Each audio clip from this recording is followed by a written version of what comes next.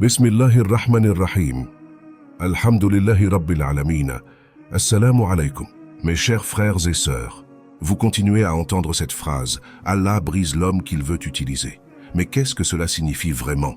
Car de là où vous vous trouvez, cela ne ressemble pas à un but, cela ressemble à une perte.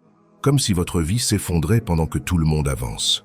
Vous faites tout correctement, vous priez, vous essayez, vous vous repentez. Et pourtant Allah continue de retirer des choses. Et vous commencez à vous demander si peut-être vous n'êtes pas le genre de personne qu'Allah veut utiliser. Parce que comment la brisure pourrait-elle être un signe d'être choisi? Comment la douleur pourrait-elle signifier la préparation? Vous ne le savez pas encore, mais quelque chose est en train de changer sous tout ce silence. Et un jour, vous regarderez en arrière et réaliserez qu'Allah ne vous ignorait pas, il vous défaisait. Avez-vous déjà remarqué comment la vie ne vous prévient pas avant de vous briser? Elle commence juste à prendre des choses, l'une après l'autre, vos plans, vos proches, votre paix, jusqu'à ce que vous vous retrouviez debout dans les ruines de ce que vous étiez autrefois. Au début, vous appelez cela de la malchance, puis une épreuve. Mais quelque part en chemin, cela commence à sembler personnel. Comme si Allah démontait tout ce que vous avez construit, une brique à la fois. Et peut-être qu'il le fait. Parce que parfois, la seule façon pour Allah de vous reconstruire est de déconstruire une vie qui n'a jamais vraiment été la vôtre. Voyez-vous, nous pensons que le but signifie le progrès, que si Allah est satisfait de nous, tout commencera à s'aligner. Mais que se passe-t-il si le but commence parfois par la perturbation? Quand Allah aime quelqu'un, il ne lui donne pas seulement la paix, il lui donne de la pression. Non pas pour le briser, mais pour exposer ce qui était faux en lui. Et c'est ce qu'est vraiment la brisure. Ce n'est pas juste une perte, c'est une chirurgie. C'est Allah qui retire ce qui n'était jamais censé survivre avec vous dans le prochain chapitre. Alors, quand votre vie commence à s'effondrer alors que vous faites de votre mieux, peut-être que ce n'est pas un rejet. Peut-être que c'est une sélection. Quand Allah se tait. Après la brisure vient le silence. Et celui-ci est plus difficile, car au moins la douleur vous faisait vous sentir vivant. Le silence vous fait vous sentir oublié. Vous priez toujours, mais rien ne bouge en vous. Vous récitez le Coran, mais les versets semblent distants, comme s'ils parlaient à quelqu'un d'autre. Vous faites défiler les rappels en espérant que l'un d'eux vous touchera comme avant, mais tout semble engourdi. C'est le moment où la plupart des gens abandonnent parce qu'ils confondent le silence avec l'absence. Mais le silence n'est pas Allah qui vous quitte, c'est Allah qui retire le bruit. Chaque distraction, chaque fausse dépendance, chaque fausse source de réconfort vers laquelle vous aviez l'habitude de courir au lieu de lui. Réfléchissez-y. Combien de fois avez-vous vraiment parlé à Allah quand la vie était bruyante? Quand vous aviez encore des options? Quand les gens sur qui vous vous appuyez répondaient encore à vos appels? Alors maintenant, il retire tout. Non pas par colère, mais parce qu'il veut que vous l'entendiez enfin sans interférence. Le silence est la phase de chirurgie spirituelle où Allah découpe les anciennes réactions, le désir constant de validation, le besoin de toujours ressentir quelque chose pour croire quelque chose. C'est pourquoi c'est silencieux. Parce que la guérison ne se produit pas dans le bruit, elle se produit dans le calme. Vous ne le voyez peut-être pas encore, mais quelque chose en vous est en train d'être recablé. Votre dépendance passe des gens à Allah, des sentiments à la foi, du contrôle à la soumission. Et cela fait mal, parce que la soumission ne vient pas naturellement à l'ego. L'ego crie pour attirer l'attention, pour des résultats, pour des preuves. Mais Allah enseigne d'abord à votre âme à respirer dans le silence. Cette phase n'est pas une punition, c'est une préparation. Parce qu'avant qu'Allah ne vous utilise extérieurement, il vous raffine intérieurement. Et ce raffinement ressemble généralement à rien. Alors si vous êtes dans ce silence en ce moment, ne supposez pas qu'il est loin. Supposez qu'il travaille. Vous ne pouvez tout simplement pas encore l'entendre. La reconstruction. Lentement, sans que vous le remarquiez, le silence commence à se transformer. Non pas en bonheur, mais en compréhension. Vous arrêtez de supplier pour retrouver l'ancienne vie. Vous commencez à murmurer « Oh Allah, fais juste de moi qui tu veux que je sois ». C'est alors que la reconstruction commence. Vous pensiez qu'Allah réparerait ce qui s'était brisé. Au lieu de cela, il commence à vous changer. Votre patience devient plus silencieuse. Votre foi cesse de dépendre des sentiments. Et les choses que vous aviez l'habitude de poursuivre ne semblent plus valoir la peine d'être poursuivies. C'est déroutant au début, parce que vous avez l'air pareil, mais rien à l'intérieur de vous n'est pareil. L'ancienne version de vous était bruyante, toujours en train de prouver, toujours en train de planifier. Maintenant, vous voulez juste la paix, même si cela coûte tout. C'est là qu'Allah vous enseigne l'équilibre. Allah subhanahu wa ta'ala vous rend certaines choses, mais seulement après que vous ayez cessé de les adorer. Il vous laisse reconstruire, mais cette fois avec lui au centre, pas votre ego. Vous réalisez qu'Allah subhanahu wa ta'ala n'a pas reconstruit ce que vous avez perdu. Il a reconstruit celui qu'il a perdu.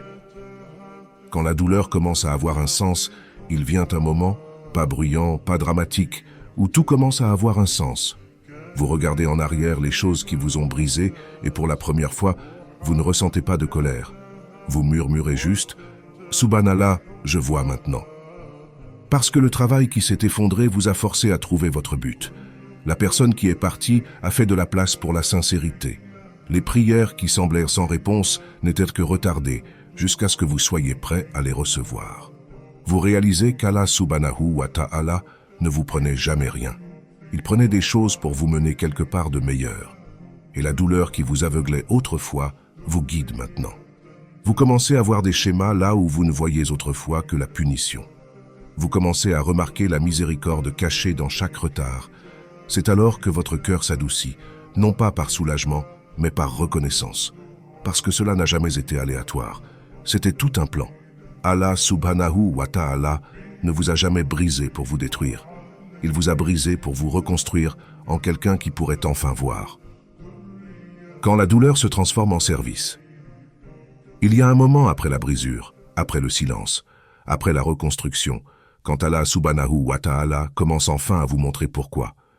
Cela ne vient pas comme un rêve ou un miracle. Cela vient tranquillement, à travers les gens, les moments, les conversations. Un ami s'ouvre sur un chagrin d'amour et vos mots portent soudainement du poids. Quelqu'un perd ce que vous avez perdu autrefois et d'une manière ou d'une autre, votre voix lui apporte la paix. Et c'est alors que vous réalisez qu'Allah subhanahu wa ta'ala n'a pas gaspillé votre douleur. Il l'a réutilisée. Les choses qui vous embarrassaient autrefois deviennent les histoires mêmes qui guérissent les autres. La faiblesse qui vous faisait autrefois vous cacher devient le pont entre vous et quelqu'un qui pensait être seul. C'est ainsi qu'Allah subhanahu wa ta'ala utilise les gens. Non pas quand ils sont parfaits, mais quand ils sont honnêtes au sujet de leurs cicatrices. Parce qu'une blessure guérie ne se referme pas seulement, elle devient la preuve que la douleur peut finir. Alors vous commencez à voir votre passé différemment.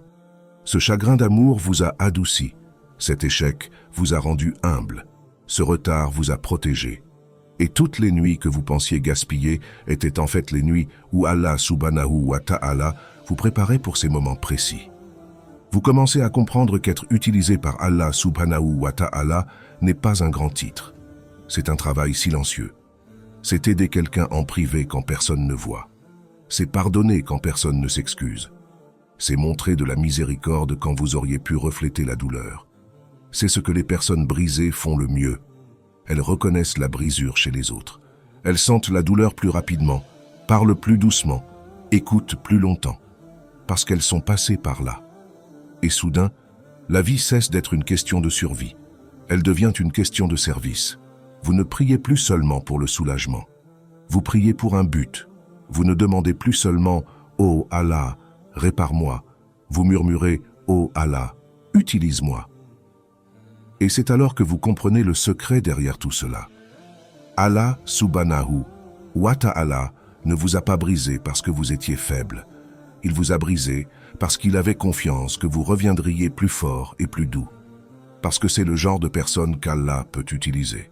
Non pas celle qui n'est jamais tombée, mais celle qui est tombée, s'est brisée et a quand même choisi de se relever avec sincérité. Rien n'est gaspillé. S'il y a une chose que la brisure vous enseigne, c'est qu'Allah subhanahu wa ta'ala ne gaspille pas une seule larme. Chaque nuit blanche, chaque pourquoi silencieux, chaque moment que vous pensiez sans réponse, tout a été vu.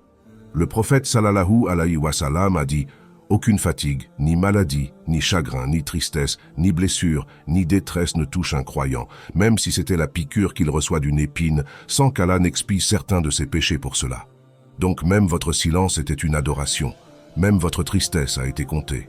Shaitan murmure le contraire cependant. Il vous dit que vous êtes trop brisé, trop pécheur, trop tard. Il veut que vous mesuriez votre valeur par votre faiblesse, pas par la miséricorde d'Allah subhanahu wa ta'ala. Mais rappelez-vous, le même Allah subhanahu wa ta'ala qui a permis la douleur est celui qui a promis une récompense pour l'avoir endurée.